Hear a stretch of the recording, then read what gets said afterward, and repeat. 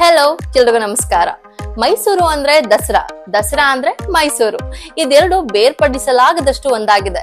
ಆದ್ರೆ ನಿಮಗ್ ಗೊತ್ತಾ, ಮೈಸೂರು ದಸರಾ ಕೇವಲ ಇಂದು ಮಾತ್ರ ಪ್ರಸಿದ್ಧ ಅಲ್ಲ. ಇದರ ಹಿಂದೆ ನೂರಾರು ವರ್ಷಗಳ ಇತಿಹಾಸ ಇದೆ. ವಿಜಯನಗರ ಸಾಮ್ರಾಜ್ಯದಿಂದ ಆರಂಭ ಆಗಿ ಶ್ರೀರಂಗಪಟ್ಟಣದ ಕಾಲ, ನಂತರ ಮೈಸೂರು ಒಡೆಯರ್ ಕಾಲ, ಹೀಗೆ ದಸರಾ ಪರಂಪರೆ ಇಂದು ನಾವು ನೋಡುವಂತಾಗಿದೆ. ಹಾಗಾದ್ರೆ ಬನ್ನಿ ಮೈಸೂರು ದಸರಾ ಇತಿಹಾಸದ ಕತೆ ಏನು ಅಂತ ತಿಳ್ಕೊಂಡ್ ಬರೋಣ.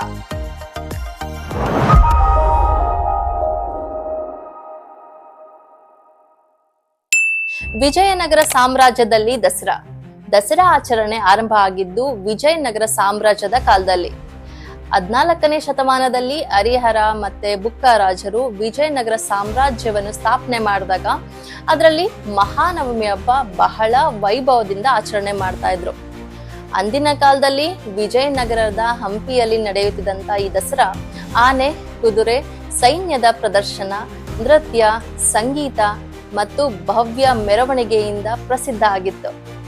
ಆ ಕಾಲದ ವಿದೇಶಿ ಪ್ರವಾಸಿಗರು ಪೋರ್ಚುಗೀಸರ Domingo Paes and Persian Abdul Razzaq ಅವರ ಟ್ರಾವೆಲ್ ನೋಟ್ಗಳಲ್ಲಿ ಹಂಪಿಯ ದಸರಾದ ಭವ್ಯತೆ ಬಗ್ಗೆ ಬರೆದಿದ್ದಾರೆ. ಅಂದ್ರೆ ದಸರಾ ಆಲ್ರೆಡಿ ಅಂತಾರಾಷ್ಟ್ರೀಯ ಖ್ಯಾತಿ ಪಡೆದಿತ್ತು. ಇನ್ನು ಶ್ರೀರಂಗಪಟ್ಟಣದ ದಸರಾ, ವಿಜಯನಗರ ಸಾಮ್ರಾಜ್ಯ ಕುಸಿದ ನಂತರ ಆ ಸಂಪ್ರದಾಯ ಮೈಸೂರು ಕಡೆಗೆ ಬಂತು. ಮೈಸೂರು ಒಡೆಯರು ಆರಂಭದಲ್ಲಿ ತಮ್ಮ ರಾಜಧಾನಿ ಶ್ರೀರಂಗಪಟ್ಟಣದಲ್ಲಿ ಇಟ್ಕೊಂಡಿದ್ರು. ಅಲ್ಲಿ ದಸರಾವನ್ನ ಶ್ರೀರಂಗಪಟ್ಟಣದ ಕೋಟೆಯಲ್ಲಿ ಆಚರಣೆ ಮಾಡ್ತಾ ಇರ್ತಾರೆ. ಆದ್ರೆ ಅಲ್ಲಿ ಆಚರಣೆ ಸ್ವಲ್ಪ ಸೀಮಿತವಾಗಿತ್ತು. ರಾಜಮನೆತನ, ಸೈನ್ಯ, ಕೋಟೆಯ ಒಳಗಿನ ಜನ ಮಾತ್ರ ಅದರಲ್ಲಿ ಪಾಲ್ಗೊಳ್ತಾ ಇದ್ರು. ಆದ್ರೂ ಸಂಪ್ರದಾಯ ಮಾತ್ರ ಅಲ್ಲಿ ಜೀವಂತವಾಗೇ ಇತ್ತು. ಇನ್ನು ಮೈಸೂರು ಒಡೆಯರ್ ಕಾಲದ ದಸರಾ ನೋಡೋದಾದ್ರೆ 17ನೇ ಶತಮಾನದಲ್ಲಿ ರಾಜ ಒಡೆಯರು ಮೈಸೂರನ್ನೇ ರಾಜಧಾನಿ ಮಾಡಿದ ನಂತರ ದಸರಾ ಹಬ್ಬ ಮೈಸೂರಿನಲ್ಲಿ ವೈಭವದಿಂದ ಆಚರಣೆ ಮಾಡೋದಕ್ಕೆ ಶುರುವಾಯಿತು. ಅಲ್ಲಿ ದಸರಾ ಹೊಸ ಚಾಪ್ಟರ್ ಆರಂಭ ಆಗತ್ತೆ. ಅಂದಿನಿಂದ ಪ್ರತಿ ವರ್ಷ ದಸರಾ ವೇಳೆ ಅರಮನೆಯಲ್ಲಿ ನವರಾತ್ರಿ ಪೂಜೆ, ಹಾಗೆ ಮಹಾರಾಜರು ಸ್ವತಃ ಚಾಮುಂಡೇಶ್ವರಿಯನ್ನು ಪ್ರಾರ್ಥನೆ ಮಾಡಿ ನಂತರ ಶಸ್ತ್ರಾಸ್ತ್ರಗಳ ಆಯುಧ ಪೂಜೆ ಕೂಡ ನಡೆಯುತ್ತೆ. ಆನೆ, ಕುದುರೆ, ಸಂಗೀತ, ನೃತ್ಯಗಳ ಪ್ರದರ್ಶನ ಕೂಡ ಮೈಸೂರಿನಲ್ಲಿ ದಸರಾದ ಒಂದು ಭಾಗವಾಯಿತು.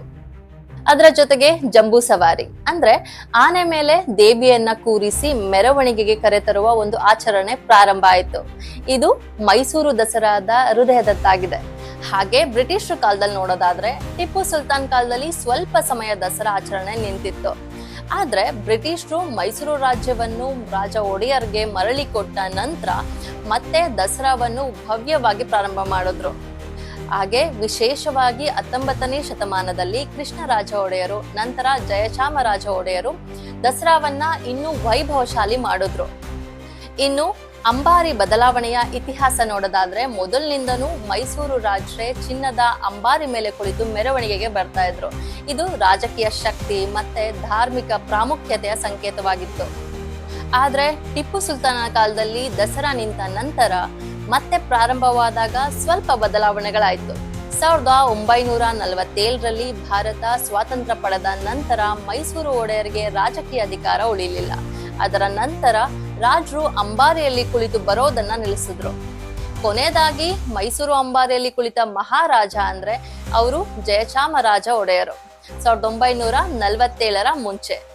ಅದರ ನಂತರದಿಂದ ಚಿನ್ನದ ಅಂಬಾರಿಯಲ್ಲಿ ತಾಯಿ ಚಾಮುಂಡೇಶ್ವರಿ ದೇವಿಯ ಉತ್ಸವ ಮೂರ್ತಿಯನ್ನ ಇಟ್ಟು ಮೆರವಣಿಗೆಯನ್ನ ಮಾಡ್ತಾರೆ. ಇದು ಇಂದಿಗೂ ಹಾಗೆ ನಡೀತಾ ಬಂದಿದೆ. ಇಂದಿನ ಮೈಸೂರು ದಸರಾನ ನೋಡೋದಾದ್ರೆ ಇಂದಿನ ಕಾಲದಲ್ಲಿ ದಸರಾ ಕೇವಲ ರಾಜಮನೆತನದ ಆಚರಣೆ ಅಲ್ಲ, ಇದು ಜನರ ಹಬ್ಬ ಆಗಿದೆ. ಮೈಸೂರು ಅರಮನೆಯಲ್ಲಿ ದೀಪಾಲಂಕಾರ ಆಗಿರ್ಬೋದು, ಯಕ್ಷಗಾನ, ನೃತ್ಯ, ಸಂಗೀತ ಕಾರ್ಯಕ್ರಮ, ಕ್ರೀಡಾಕೂಟ, ವಜ್ರ ಮುಷ್ಟಿಕಾಳಗ ಹಾಗೂ ಅಂತಿಮವಾಗಿ ಜಂಬೂ ಸವಾರಿ, ಇದೆಲ್ಲದು ಮೈಸೂರು ದಸರಾವನ್ನು ವಿಶ್ವದ ಗಮನ ಸೆಳೆಯುವ ಹಬ್ಬ ಮಾಡಿದೆ. ಇವತ್ತು ನಮ್ಮ ನಾಡ ಹಬ್ಬ ಅಂತ ಹೇಳಿ ಕರ್ನಾಟಕ ಸರ್ಕಾರವೇ ಮೈಸೂರು ದಸರಾವನ್ನ ಪ್ರಚಾರ ಮಾಡ್ತಾ ಇದೆ. ವಿದೇಶದಿಂದನೂ ಸಾವಿರಾರು ಪ್ರವಾಸಿಗರು ಬರ್ತಾರೆ. ಹೀಗಾಗಿ ಮೈಸೂರು ದಸರಾ ಇತಿಹಾಸದ ನೆನಪು ಮತ್ತೆ ಇಂದಿನ ಜನಜೀವನದ ಹಬ್ಬ ಎರಡನ್ನೂ ಒಂದೇ ಸಮಯದಲ್ಲಿ ಸೇರಿಸಿಕೊಳ್ಳುತ್ತೆ. ಮೈಸೂರು ದಸರಾ ಒಂದು ಹಬ್ಬ ಮಾತ್ರ ಅಲ್ಲ, ಇದು ಸಂಪ್ರದಾಯ, ಧರ್ಮ, ಕಲೆ, ರಾಜಮನೆತನದ ವೈಭವ, ಜನಜೀವನ ಇವೆಲ್ಲದರ ಪ್ರತಿಬಿಂಬ.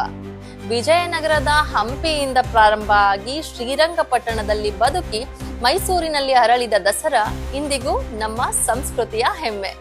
ಇದಿಷ್ಟು ನಾನು ಓದಿದ, ಸ್ವಲ್ಪ ತಿಳಿದುಕೊಂಡ ಮೈಸೂರು ಇತಿಹಾಸದ ಮಾಹಿತಿ. ನಿಮ್ಗೆಲ್ಲ ಇಷ್ಟ ಆಗಿದೆ ಅಂತ ಭಾವಿಸ್ತೀನಿ.